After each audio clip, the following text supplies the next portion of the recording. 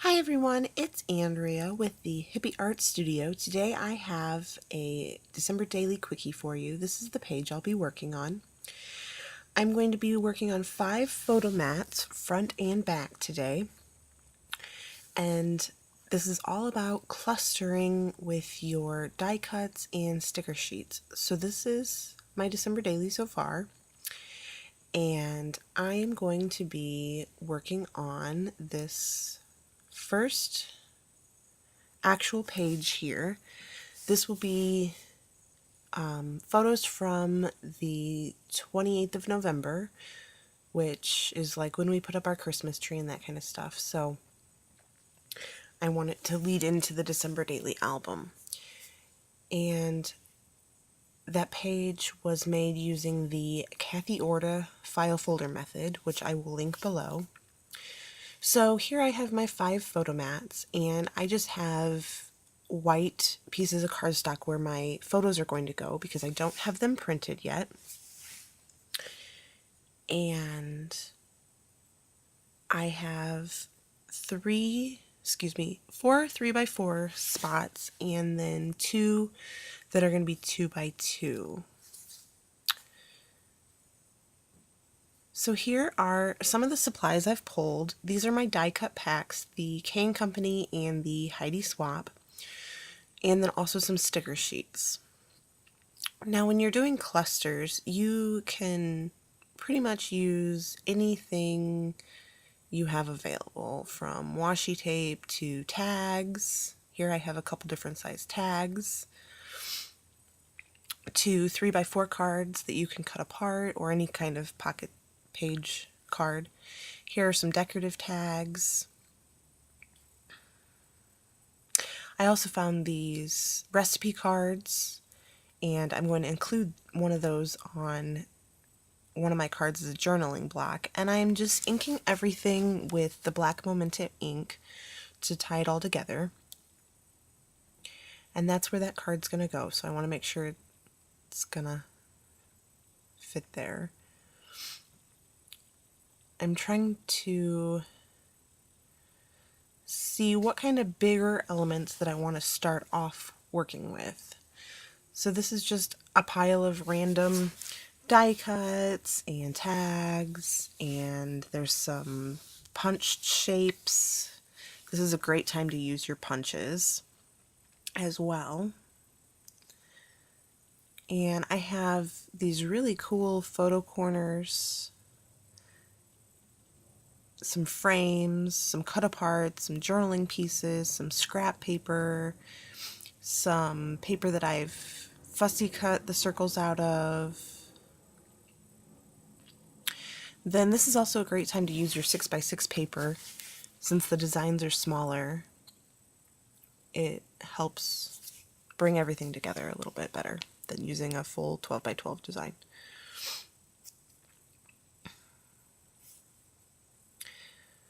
So I have these tabs from the Heidi Swapp Believe die cut pack, and I know that I want those to be on the 2 that have rounded corners, so that you have something to hold on to pull them out of the pocket page. Now I'm using the clusters to decorate my photo mats, but you could easily do this on a 4x6 card if you're doing a pocket style page, 3x4, anything like that. Anything that you just want a little bit of extra embellishment to.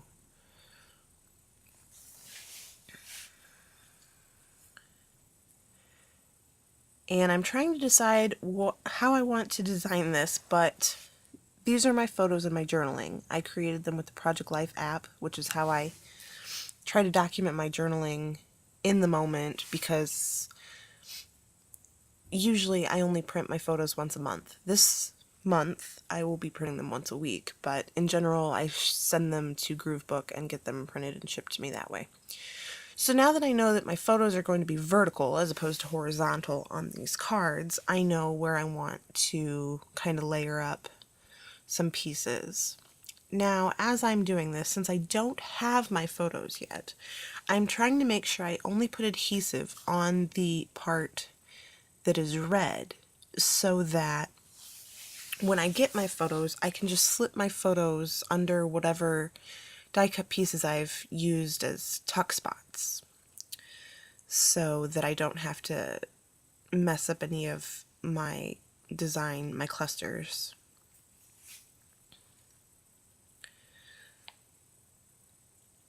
So I really loved these vellum gold foiled photo corners from the K&Company die cut pack.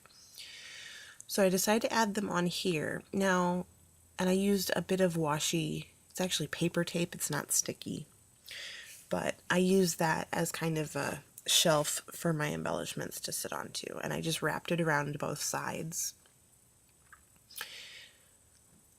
And it takes me a little while to get that on there the way I want it to. Something that I did have some issues with, because the K&Company and the Heidi Swapp as well has so many vellum pieces, I found that I could use really any kind of adhesive on vellum that had like a design that I could tuck the adhesive behind, like these corners. But when it came to the clear pieces, I really had to use wet glue, as much as I did not want to do that because it kind of mudged up some of my papers. So I'm just starting to build up some clusters using some repeating elements. For example, on that Believe and Happy piece, I am going to use the gold foil corners on both sides of the card, just to keep it as a cohesive feel. And here I'm using red line tape on those corners just so I don't get adhesive where the photo mat is. Now sometimes my photos when I get them printed are a little bit smaller than 3x4, so I will be able to just use the white as like a border, but sometimes they aren't, depending on who I get them printed through. And I'm printing through Walgreens this month, so I'm really not sure how their photo sizing is going to work out for me.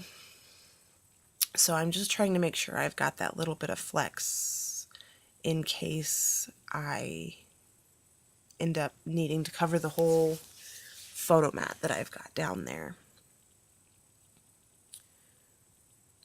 So here I'm showing you that I can still tuck something in between those corners and up at the top. And I'm just going to continue to layer a little bit, not a whole awful lot, but a little onto those corners.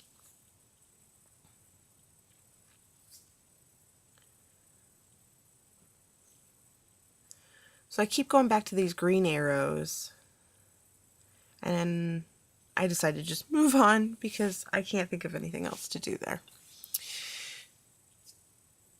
Now, I really tried to get this oval frame somehow worked into one of these, and I keep coming back to it and coming back to it. So I realized that I need to flip over to the back side because that tree ornament piece that I am working with, I know I want to include it, but it just won't fit with the picture on the front.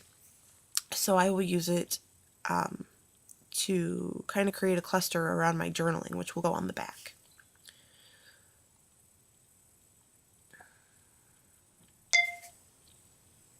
Now, like I said, you can use all kinds of different stuff in your clusters, from flowers to doilies, enamel dots. Here I finally realized I should probably zoom in. I'm so sorry about that. I will try to be better about that while I'm doing this project.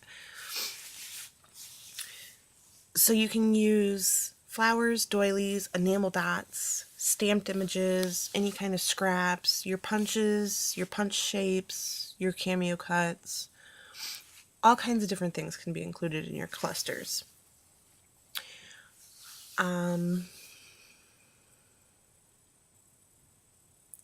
Here I'm trying to keep an odd number of items going on in this cluster. However, I realize I haven't inked anything. So I've decided to use that fancy tree ornament hanger thing and then the tag. So I ink it in black.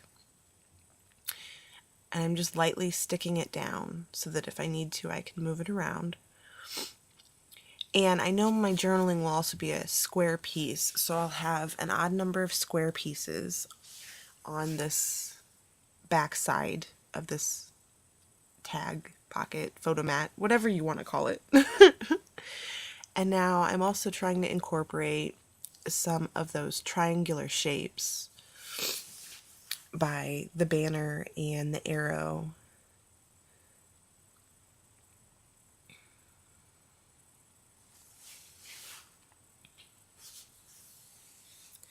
When you use an odd number of similar items in your clusters, it can make them seem really interesting design-wise. So if you have 3 round shapes that are different, but they're all round, it'll help you make a really great cluster. There's all kinds of different ways you can make clusters. You can do stack clusters, you can do really simple clusters by embellishing like one of those circle pieces with just a couple enamel dots will be a great cluster for you. In this case, I decide what will tie in my pieces here are going to be those little stars. And I even think about putting some of them on the front there. I'm still trying to do something on this front card where the photo will go, and I just decide on some of these photo corners.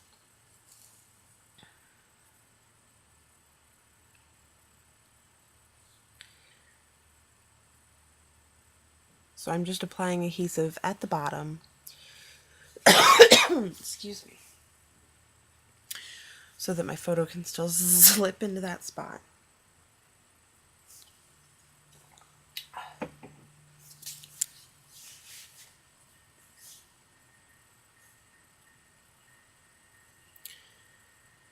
And then I add that little green arrow and some more of the stars to just tie the front and the back together. Now these are the only 2 cards that I managed to get done and recorded in my 15-minute time limit. So this is the finished card front, and then this is the back. And then I'm going to show you the pictures that will go on there. That picture is us making paper chains, and then the journaling to go along with that experience will be on the back, right there. And then the paper chain photo will go on the front. So I'm going to show you how these 2 photo mats will go into my project. And then at the end of the video, I will show you the other 3 photo mats that I finished decorating today. So it just slides right in there, and that tab from the Heidi Swapp Believe collection helps give you something to hold on to get the photo mat out of the pocket.